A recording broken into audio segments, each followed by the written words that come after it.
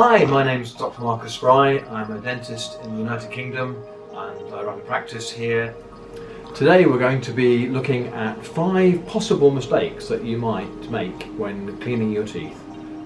Right, here we go. The 5 common mistakes made by patients and people that I've seen in my career as a dentist in brushing and cleaning their teeth. I think the first mistake is that patients don't change their brush frequently enough.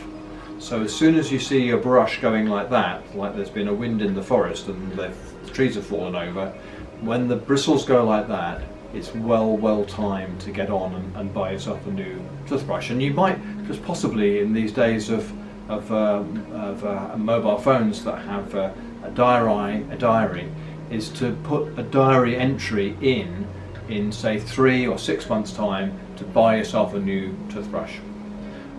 Some toothbrushes come with a dye in them so that when you have half the blue dye gone, that's the time to get a new toothbrush.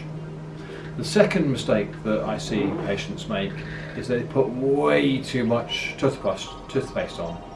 And so all you need is the size of a largish sort of pea, and that's really absolutely all that you need.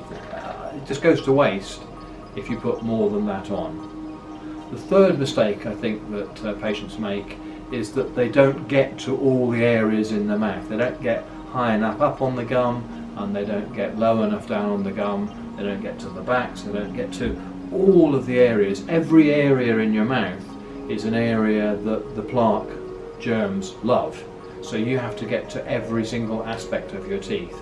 If there's a white bit that you can see, you need to clean it. It doesn't matter whether it's high up or low down or at the back or in a difficult place to get to, you've got to get your toothbrush there. And number 4, the fourth mistake that people make is that they overbrush their teeth.